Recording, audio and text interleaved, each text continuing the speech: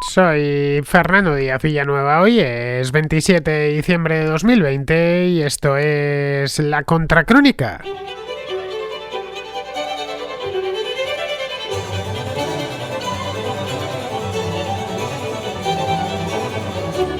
Bienvenidos a la contrarréplica, la última contrarréplica de este año de 2020, este año tan horroroso que hemos tenido que vivir. Nos quedan ya solo 3 días.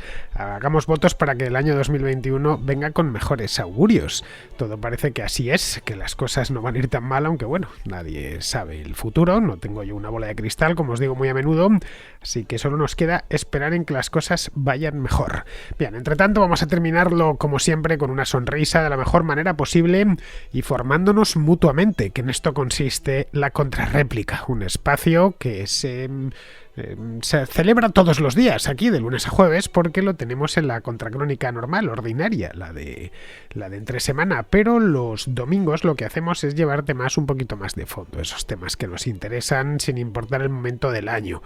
Bien, hoy tengo aquí unas cuantas llamadas, a ver si me entran como mínimo 6, porque tengo bastantes pendientes que han ido entrando a lo largo de los últimos meses y que no termino yo de darle salida, así que como mínimo me lo pongo ya, toco madera para que me entren como mínimo 6, no me voy a enrollar mucho en las respuestas, en las réplicas de esta contrarréplica. Bien, si queréis participar en este espacio, ya sea los domingos o cualquier otro día de la semana, no tenéis más que enviar vuestra nota de voz de entre 1 y 3 minutos de duración al siguiente número de WhatsApp, el 690 827909. Con el más 34 delante si es que estáis fuera de España. Ya sabéis, la norma es, bueno, aparte de los 1 o 3 minutos de duración, no me podéis grabar un mensaje de 10 minutos porque entonces ocuparía medio programa, bueno, no medio, pero sí al menos un tercio del programa. La norma es que tiene que escucharse bien, es decir, no tiene que haber ruido de fondo.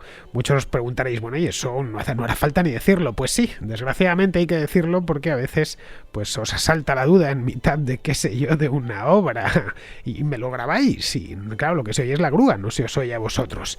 Bien, pues dicho esto, pasamos ya de cabeza a la contrarréplica.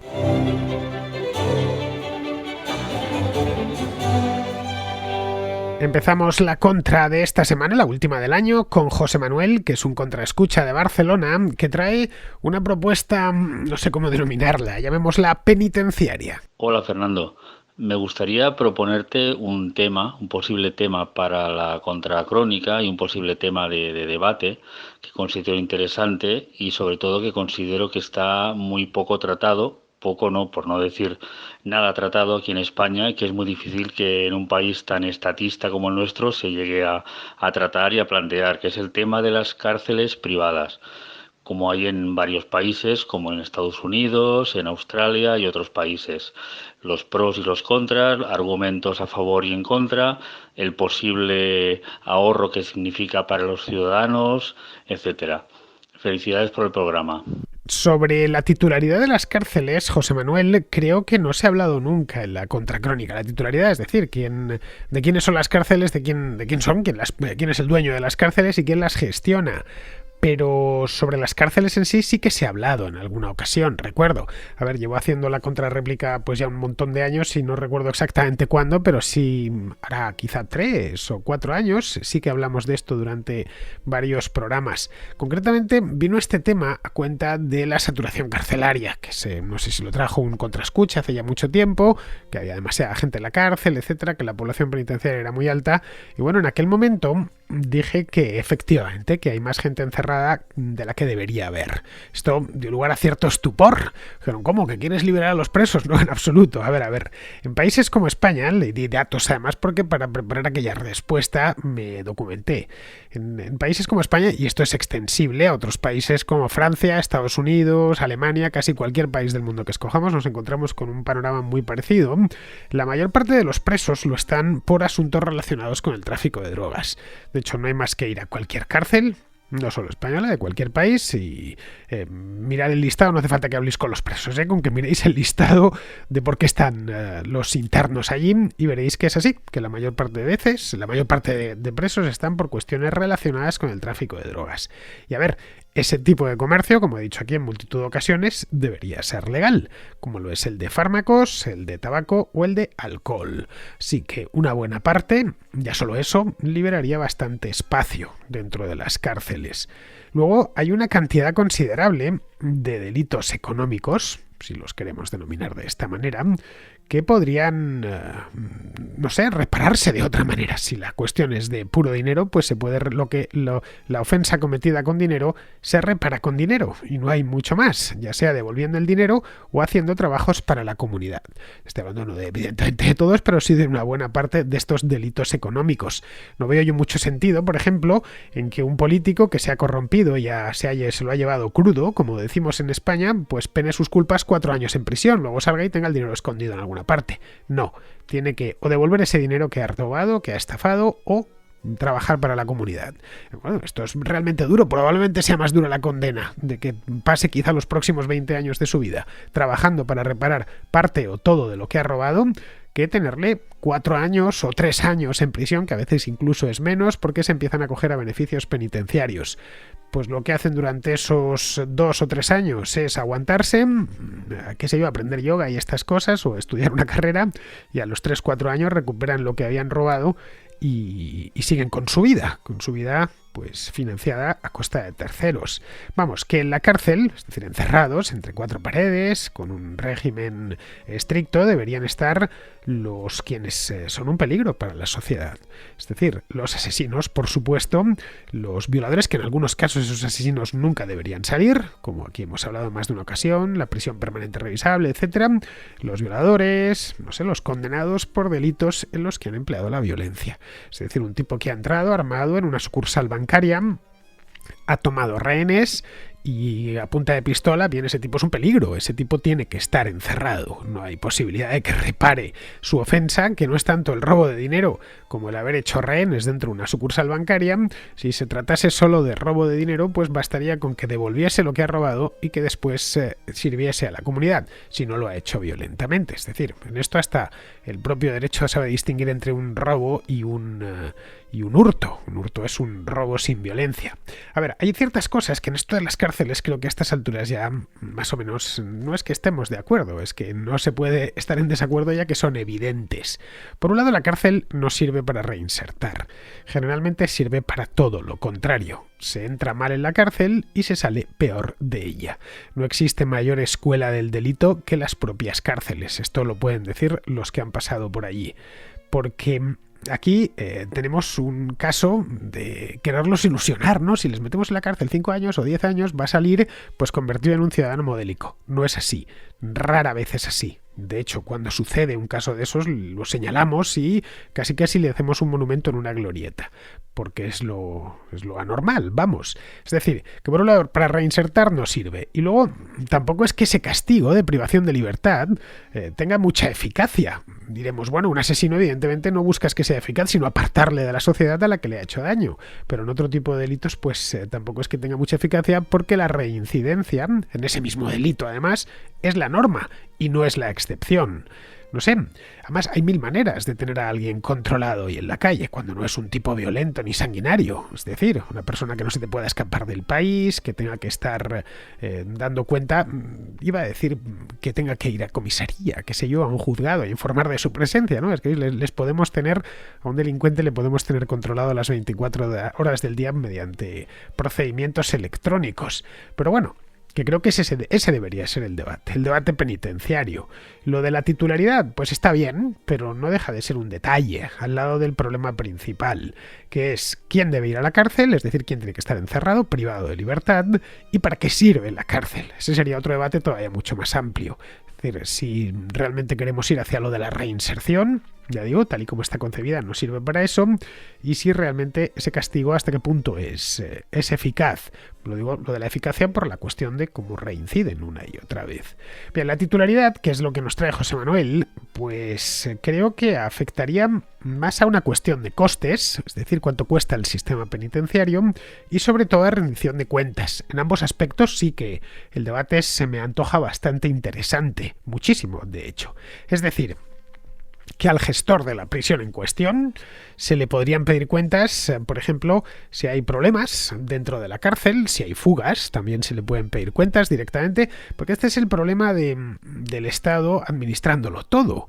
Si las cárceles están hechas una auténtica ruina, es el Estado culpándose a sí mismo. El resultado, pues las cárceles están hechas una auténtica ruina porque entre bomberos no se pisa en la manguera. O si, por ejemplo, los funcionarios de prisiones, que en muchos casos son verdaderos héroes, pues tienen unas condiciones de trabajo lamentables. Va a ser el propio Estado, su propio jefe, el que es de hecho su empleador, el mismo que ha metido a esa gente en la cárcel y el que les paga el sueldo. En fin, que al final todo queda subsumido en una sola cosa.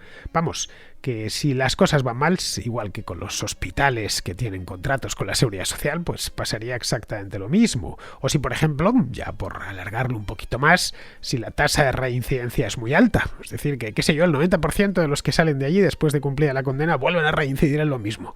Caray, algo está pasando ahí. Si la cárcel ya es una escuela de delincuentes, en este caso pues es la Universidad de Oxford, porque prácticamente todos vuelven a reincidir. En algunos países, como Estados Unidos, por ejemplo, es famoso, aunque no hay tanto, no creo que no llega al 10%, las prisiones privadas en Estados Unidos, pero bueno, siempre se habla de él. Otras como el Reino Unido, también hay prisiones privadas, en Francia, es decir, no estamos hablando solo de países, entre comillas, ultraliberales como los Estados Unidos, que como bien sabemos de ultraliberal no tiene nada, por lo menos la administración federal, pero que siempre se tiende a pensar en el mundo anglosajón. Francia tiene un sistema mixto en este aspecto híbrido de prisiones estatales y prisiones privadas, privadas, que las paga a fin de cuentas el contribuyente. Bien, pues ahí hay cárceles privadas y es, como supongo que sabrás, José Manuel, un asunto que muy polémico, que genera mucho debate. En España, como no las hay, pues no hay ese debate. Es más, creo que nunca en la vida se ha planteado en alguna ocasión, pero no como una propuesta en firme para ponerla en marcha, etcétera.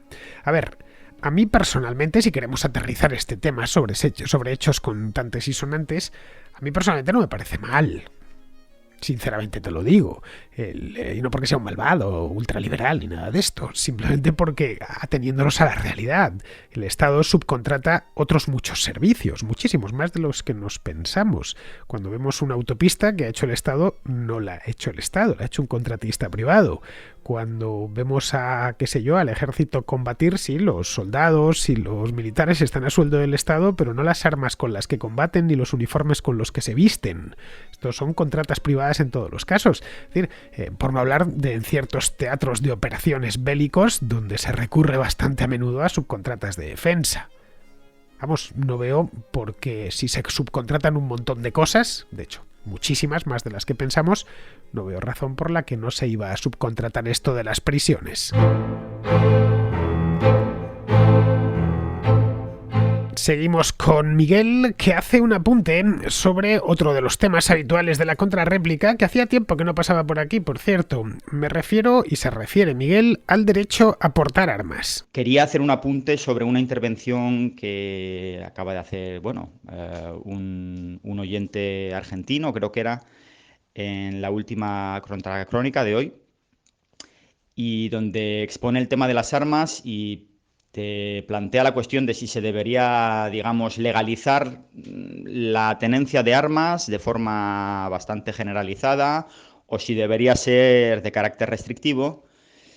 Y tú das una respuesta que es bastante lógica, que es que eso al final es bastante irrelevante, lo que importa son las armas que están en el mercado negro y que son las que están sin controlar, ¿no? Básicamente resumiendo tu respuesta, pero si quieres tú podrás matizarlo.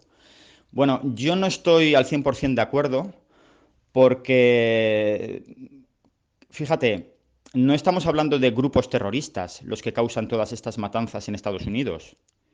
A lo mejor un grupo terrorista que pudo facilitar ciertas cosas fue los atentados de la maratón de Boston hace unos años, pero que fueron bombas, fueron explosivos. Aquí, cuando hablamos de todos estos llamados lobos solitarios, son gente joven, normalmente chicos, con cierto nivel cultural, que han ido a la escuela, que incluso con buenas notas, etcétera, pero que por una serie de razones se radicalizan, ¿vale? Y entonces, una vez que se radicalizan y que dan el paso de cometer este tipo de crímenes, de atentados, lo tienen tan fácil como irse al supermercado de la esquina, así hablando claro y rápido, presentar un documento de identidad o las 4 cosas que te pidan casi de trámite y puedes salir de allí con un, no sé, con un fusil de asalto, poco menos, o con un subfusil, por no hablar ya de pistolas, que esas las deben regalar en el pack. Claro, si tú tienes esa facilidad, imagínate que yo mismo, ahora mismo, soy un tipo que se está radicalizando y que se me empieza a ir la cabeza y entonces decido que la única solución para España es que, yo qué sé, que me presente delante de el Ministerio de Hacienda o de cualquier sitio y empezar a pegar tiros a todo el que salga. ¿Vale? Pues bien, yo en España no sabría cómo hacer eso, porque ¿cómo consigo una pistola? Dices, no, es que hay mucho en el mercado negro. Ya, en el mercado negro puede haber 400 millones de armas, pero esto no es como ir a comprar hachís al parque de al lado. O sea, yo, que de base no soy un terrorista y no tengo conexiones, y este es el perfil de este tipo de chicos y de gente, yo no tengo ni idea de cómo conseguir un arma si no tengo esa facilidad de ir al Carrefour de la esquina y comprarla, como, repito, como el que compra una barra de pan. Yo no tengo los contactos. Tendré que empezar a meterme en internet, a hacer búsquedas que podrán ser localizadas, porque todos sabemos cómo funciona internet, por la policía o por algún tipo de buscador que identifique esas conexiones y seguro que además me trincan.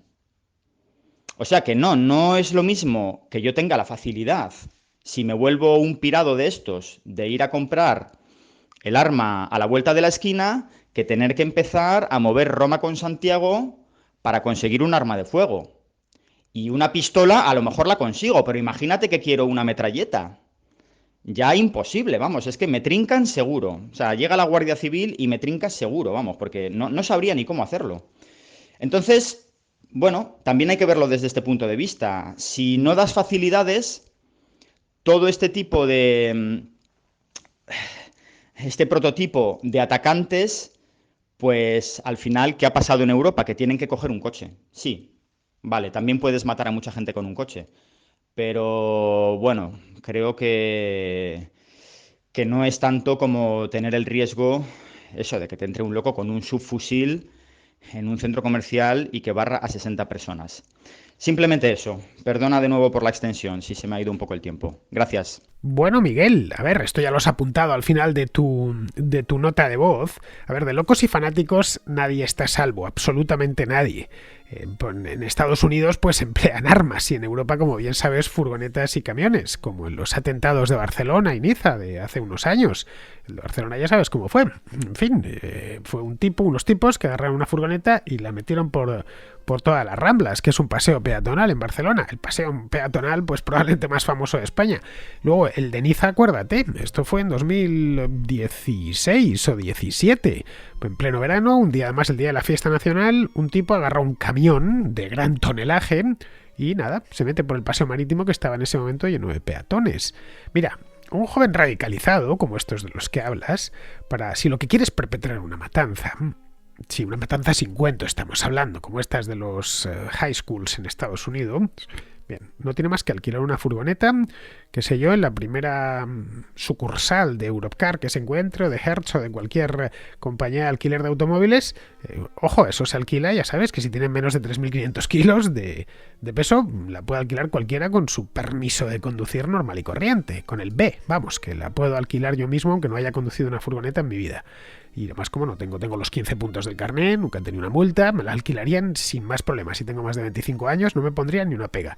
Bien, pues a partir de ahí, no necesito, el loco en cuestión, el radical en cuestión, no necesita más que enfilar la Gran Vía de Madrid y encaramarse sobre la acera frente al Primark y la Casa del Libro, esa parte de la Gran Vía que es la más concurrida de todas. Las aceras son muy anchas y a pesar de todo hay que ir esquivando a la gente.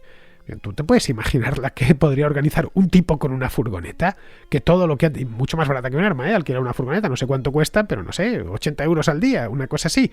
Bien, eso es todo lo que tendría que hacer. Y no es difícil en absoluto alquilar una furgoneta. Bueno, es lo que hicieron los de Barcelona, caray. Y mira la que armaron. ¿Vas a prohibir el alquiler de furgonetas y el de automóviles? Porque eso ya sí que sería un problema. Te cargarías un sector entero por miedo a que llegue un joven radicalizado, que sea radicalizado por YouTube y quiera, pues eso mismo, meterse en las Ramblas o en una acera. Vale, es cierto que a raíz de aquel atentado de las Ramblas hay volardos, por lo menos por toda España hay volardos ahora mismo, en cualquier paseo peatonal. Pero la Gran Vía no los tiene en las aceras. Cualquiera puede saltar a la acera, bueno, la Gran Vía o cualquier otra gran calle. Luego hay mucha mitología, ya yendo más al tema este de las armas, en torno a la supuesta facilidad para comprar armas en Estados Unidos, probablemente influenciados por la cantidad de reportajes que salen por televisión cada vez que hay una de estas masacres en un instituto. Evidentemente es mucho más sencillo comprar un arma en Estados Unidos que en Europa, bastante más sencillo, pero no tan sencillo como pedir una hamburguesa en el McDonald's, como se dice a veces. De hecho, puedes hacer la prueba la próxima vez que vayas a Estados Unidos, al mismo Nueva York. Por cierto, tiene una legislación de armas bastante restrictiva. Pero bueno, puedes intentarlo en Chicago o en la América profunda, qué sé yo, en Kansas o por ahí. Te vas a encontrar, bien, con más problemas de los que pensabas. No es tan fácil como dicen algunos reportajes de televisión. Lo primero que necesitas es una identificación. Es decir, el arma queda registrada según la compras a tu nombre. Una identificación, en tu caso, pues, si se puede, si te la venden por siendo extranjero, tendrías que llevar el pasaporte. Y la licencia de armas. Si no tienes identificación y licencia de armas, olvídate, ahí se acaba la conversación con el vendedor en ese mismo instante. Olvídate de comprar el arma, no te la va a dar de ninguna manera, aunque le pongas, qué sé yo, $500,000 encima del mostrador. Luego la licencia varía en función de cada estado. No es que haya una licencia nacional. Son 50 estados, pues hay 50 licencias distintas. Hay estados en los que es más sencillo y otros estados en los que es más difícil. A raíz de todas estas masacres, sobre todo desde la de Columbine, ya esto fue en los años 90, pues se han ido metiendo nuevas restricciones, pero claro, no pueden conculcar el derecho constitucional a portar armas, así que al final uno se puede sacar una licencia sin demasiados problemas. De cualquier manera, prácticamente yo creo que todos los estados, o la mayor parte de ellos, para obtenerla es necesario estar libre de antecedentes penales. Antes de venderte el arma, eso se contacta con la policía. Tienes que, antes de venderte el arma, de sacarte la licencia, de concedértela al Estado, tiene que tener el visto bueno o haberlo consultado con el FBI, no con la policía del Estado, con la Oficina Federal de Investigación. Tiene que certificar que estás limpio de antecedentes. Es decir, que si eres un delincuente común fichado por la policía de Los Ángeles, no te van a dar una licencia de armas, eso te puedes olvidar. Luego en algunos estados hay otros requisitos, como por ejemplo, necesitas tener el aval, por llamarlo de algún modo, de ciudadanos del mismo estado, amigos, tal, que ciudadanos evidentemente que sean ejemplares, que no sean delincuentes. En otros tienes que llevar un tiempo viviendo allí, residiendo allí, 5, 6, 10 años, y si no puedes, tienes que irte a otro estado. En otros tienes que tener un empleo, estar empleado en ese momento, tener un empleo y demostrar que estás trabajando. Vamos, que no es tan fácil como nos cuentan esos reportajes tan usuales en Europa. Por eso, no sé, esto de los tiroteos que hay de vez en cuando en escuelas o en centros comerciales, si te fijas, suelen estar protagonizados por jóvenes que, si son muy jóvenes, o sea, por lo general han quitado el arma a su padre, que lo tenía en casa y su padre era un ciudadano que jamás había tenido problema con esas armas. Eso por un lado. Y luego por otro también tenemos otro grupo de delincuentes habituales que han comprado esas armas en el mercado negro, donde el único requisito es tener el dinero para comprar el arma. Ya está, no te van a pedir más. El perista no te va a decir que quiere que le pases el certificado de penales, caray. El problema, por lo tanto, vuelvo a lo que dije en aquella ocasión, está en el mercado negro, no en el legal. Ahí radica, si no todo, buena parte del problema. Mira, di el dato, lo he refrescado. En Estados Unidos hay unos 400 millones de armas de fuego, de las cuales poco más de 1 millón se han comprado legalmente y por lo tanto tienen dueños registrados. En España hay unos 3,5 millones de armas, estimado, evidentemente, de los cuales unos 2.700.000 están registradas. Básicamente están en manos de cazadores y de personal de seguridad. El resto, como ves, la parte menor está en el mercado negro. Así que aquí lo que te va a costar es encontrar un arma en el mercado negro porque hay muy pocas en comparación con las que hay disponibles en Estados Unidos. Si quieren no acabar, porque eso me parece a mí que es imposible, pero sí pero sí reducir considerablemente los problemas derivados de las armas de fuego en Estados Unidos, tienen que yugular ese mercado negro. Tienen que conseguir que de 400 millones de armas o 200 y pico millones de armas que hay 300 y pico millones de armas que hay circulando ilegalmente por el país, reducirlo radicalmente. Y ahí, es decir, cuando estos delincuentes vean que tienen el delincuente habitual tiene problemas para aprovisionarse un arma, será más difícil que dispare con ella. Ahora bien, en el caso concreto de un lobo solitario, como me hablas, puede matar con casi cualquier cosa. Bien, vamos ahora con Lucas, de Argentina, que nos trae de nuevo el tema este del presidencialismo. Buenos días, quería darte mi opinión sobre lo hablado en la contrarréplica. Un oyente comentó que si bien Estados Unidos interviene en el extranjero, no exporta su sistema presidencialista. Vos bien marcaste que menos la dictadura de Cuba y Venezuela hoy en día, todas las demás repúblicas de América están más o menos basados en el sistema estadounidense. El tema no es exportarlo, es votarlo. El tema al votarlo es la letra chica, porque no es lo mismo una república representativa directa que indirecta. Una indirecta, ejemplo, España eligiendo presidente. Una directa, el 50% de los votos a un solo candidato. O bueno, también está la directa simple para no tener que ir a votar dos veces. Con el 45 basta. O un 30% y 10 puntos de diferencia con el segundo estamos bien. También no es lo mismo para el sistema legislativo una boleta cerrada que abierta. En una boleta cerrada vos elegís un partido y ellos ya pusieron el orden de los legisladores. No importa que alguno no te guste. En la abierta vos elegís cuáles querés que sean los legisladores que te representen y en qué orden querés que vaya, sin importar de si son del mismo partido o no. Y además así los partidos chicos y locales tienen una chance, porque en la cerrada pueden hacer que cada uno de los partidos tenga que poner su propia boleta y asegurarse de que esté en el cuarto oscuro.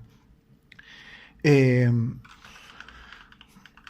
Cuba la revolución fue a través de las armas y así tomaron el poder.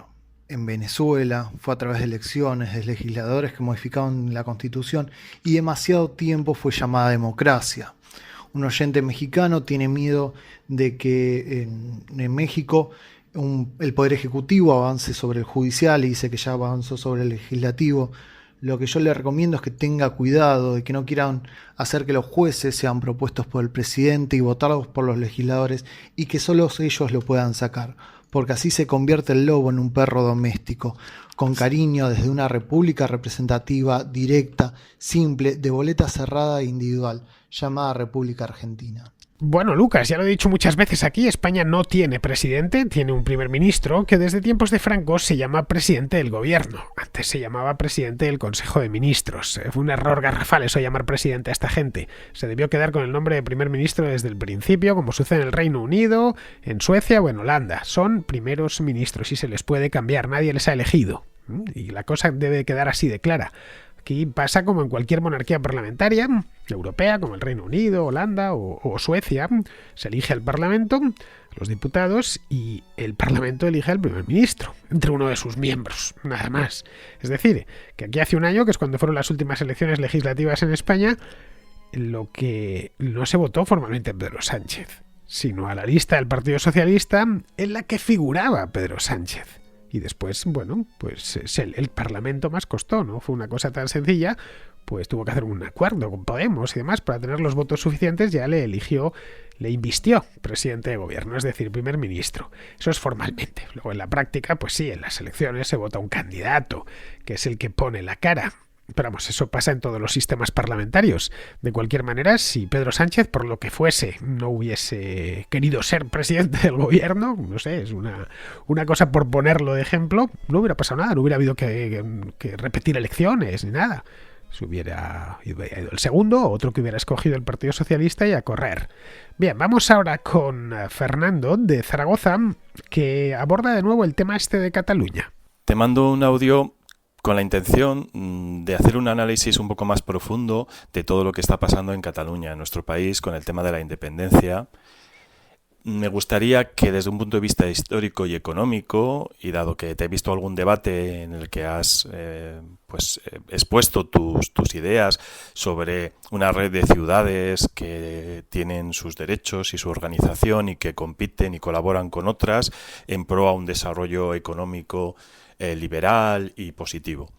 Ya te he oído, pero vivimos en sociedades estatalizadas, con estados a veces muy complejos que vienen de todas las situaciones de guerras mundiales y otras guerras que han ocurrido en Europa. Entonces me gustaría que esos procesos identitarios, que a la vez pueden suponer cambios económicos y sociales más o menos drásticos en Europa y en nuestro país, España, con el tema de Cataluña, ¿cómo los percibes tú desde el punto de vista de los derechos sociales, derechos económicos, derechos a una nacionalidad, derecho a un Estado que te pertenece o que dejas de despertenecer, por decirlo de alguna manera? Me gustaría una reflexión histórico-económica en la que tú veas cómo todo este proceso puede acabar o hacia dónde nos lleva procesos de este tipo. Muchas gracias. Bueno, Fernando, sobre el tema este de Cataluña he hablado muchísimo a lo largo de los últimos 4 o 5 años, más allá por el año 2016-17, que es cuando estuvo más caliente, especialmente 2017, y menos en el último par de años. ¿Por qué? No porque el asunto haya remitido, el problema haya remitido, sino porque aquello ya es como el día de la marmota. Esa es la verdad. Y bien que lo están pagando los catalanes, que la comunidad esté en ese impasse absurdo en el que no se sabe muy bien lo que va a pasar, esa incertidumbre, ese ambiente enrarecido, esa sociedad tan fracturada, ¿no? Especialmente quienes más lo están pagando son los catalanes no nacionalistas, a quienes sus paisanos pues poco menos que han quitado hasta la carta de ciudadanía. Mira, este asunto podemos abordarlo desde los planteamientos puramente ideales, es decir, lo que debería ser si pudiésemos empezar de cero, si fuera tam quam tabula rasa. No es el caso, ni mucho menos, ni Cataluña ni el resto de España. Tenemos lo que tenemos, la historia la tenemos a nuestras espaldas y la gente está donde está. No estamos inventando ni Cataluña ni nada desde cero, no estamos dibujándola desde cero. Y esa es una de las maneras, bien, desde el punto de vista teórico, como ejercicio teórico no está mal, y luego, y está bien hacerlo, es decir, y los ensayos teóricos siempre son buenos, pero luego la realidad es la que es. Tienes que jugar con lo que hay. Bien, el debate que nos presentan desde hace años es o el estatus actual de Cataluña, una comunidad autónoma dentro del Reino de España, que ha sido tradicionalmente, pues hasta hace muy poco, la que más producía del país, hoy es la Comunidad de Madrid, pero vamos, que hasta el año pasado fue Cataluña, con unos niveles de renta bastante altos, uno de los lugares donde mejor se vivía el país con diferencia, donde además se respetaban todos los derechos civiles, un lugar, bien, pues envidiable, ¿para qué negarlo? Cataluña siempre ha sido un lugar magnífico, hasta incluso con el nacionalismo este identitario tan angustioso. Bien, eso o una república como la que pretende traer gente tipo Rufián o Antonio Baños, este de la CUP. Obviamente yo me quedo con la primera. Y creo que la mayor parte de la gente también, y así lo he hecho ver en sucesivos programas. Si se va a ir hacia otra cosa, se tiene que hacer con la ley en la mano, no rompiendo la ley, porque una vez vulneras la ley ya vale cualquier cosa. A partir de ahí abres la caja de Pandora y cualquier cosa vale. En la Cataluña autonómica, la que tienen los catalanes actualmente, todos los catalanes han tenido cabida y tienen cabida. En una Cataluña independiente como la que pretenden estos, como mínimo la mitad de los catalanes no tendrían cabida. Yo creo que con eso ya está todo dicho. Bien, vamos ahora con Alejandro, que nos habla de los inmigrantes venezolanos en Colombia. Fernando, con las buenas tardes, quería responderle a mi amigo Javier acerca de que preguntaba sobre la inmigración venezolana. ¿Por qué la izquierda se opone? La explicación de por qué no le gusta la izquierda colombiana y mucho menos esos inmigrantes venezolanos es porque ninguno va a salir del país hablando bonito de la izquierda o considerando al menos votarla. Es tan serio el tema que recientemente andan indignados porque la derecha propuso nacionalizarlos. Pero eso sería muy grave porque implicaría que 1 millón de personas que ven el chavismo podrían votar en Colombia, precisamente votando en contra de la misma izquierda. Y para más INRI, ahora en el momento en que por fin la izquierda está saliendo de ese ostracismo político, llegan unos venezolanos a quitarles el piso a esas propuestas populistas que ofrece la izquierda. Algo que tal vez muy similar a lo que sucede con la migración cubana en Estados Unidos. Va a ser muy difícil que ellos puedan llegar a votar. Bueno, Alejandro, los inmigrantes venezolanos en Colombia o en cualquier otro país son un recordatorio andante y sufriente de la naturaleza íntima del régimen chavista. Venezuela, de hecho, hasta hace 20 años era un país que acogía inmigrantes, de llegados de distintas partes, entre ellas muchísimos desde Colombia, no que enviaba inmigrantes a otras partes del mundo. El punto de inflexión es el chavismo, y esto es indiscutible. No es como, Guatemala o Honduras, que llevan décadas enviando inmigrantes al norte. Con todos los gobiernos que ha habido en Guatemala o en Honduras o en El Salvador han estado enviando inmigrantes al norte. No hay un factor concreto de un gobierno concreto, de un presidente concreto. Sin importar quién estuviese mandando en Ciudad de Guatemala o en Tegucigalpa, los hondureños y los guatemaltecos salían del país, buscando una vida mejor. En Venezuela fue consolidarse el chavismo y empezar a salir gente. Primero exiliados políticos y luego ya los emigrantes económicos, que se marchan y se siguen marchando, pues básicamente porque pasan mucha hambre dentro de la Venezuela bolivariana. Bien, y ya terminamos. Me han entrado 6, tal y como pretendía. Terminamos con Gonzalo de Santander, que nos habla sobre la libertad de expresión. Muchas gracias por tu programa, que me sigue encantando y me sigue dando mucho placer todos los días escucharte. Quisiera hablar sobre la libertad de expresión y comentar que el derecho a decir lo que uno quiera, el derecho a expresarse libremente, es una cara de un folio o de una moneda, y en el otro lado está la obligación de la tolerancia. Si todos tenemos libertad de expresión, por lo tanto, todos tenemos la obligación de tolerar lo que nos digan los demás, aunque sean opiniones que nos disgusten. Cuando alguien como Grande Marlaska dice que si vienen provocando los de Ciudadanos, pues simplemente lo que demuestra es su intolerancia. La provocación es una forma de enmascarar la incapacidad que estos señores tienen para tolerar aquellos discursos que no les gustan, que no son de su agrado o que no les permiten mantener el poder, en el caso de Grande Marlaska. Y que entonces sitúan a este señor, curiosamente le sitúan en el mismo sitio que los protofascistas, los nacionalsocialistas de Bildu y del País Vasco, a los cuales estuvo persiguiendo. Bueno, Gonzalo, esto es de cajón. A ver, quien cree en la libertad de expresión cree también en la libertad de aguantarla. Es decir, quien cree en la libertad de ejercer la libre expresión tiene también que creer en la de padecer la libre expresión de los demás. Lo fácil es decir, creo en la libertad de expresión para decir lo que me plazca, pero no tolero que se emplee contra mí o mis intereses. Bueno, en eso consiste una dictadura, si te fijas, en que el dictador y sus partidarios digan lo que les venga en gana, pero que nadie pueda decirles a ellos nada. Esto es muy habitual entre los fanáticos, tipo los neonazis o los comunistas, que exigen libertad de expresión para ellos, pero luego, cuando ellos tienen la oportunidad de gobernar, pues no la contemplan en absoluto. La libertad de expresión empieza y se agota en ellos mismos. Muy bien, pues con esto, queridos amigos, damos por concluida la contrarréplica de hoy, 27 de diciembre, y os invito a que regreséis por aquí mañana.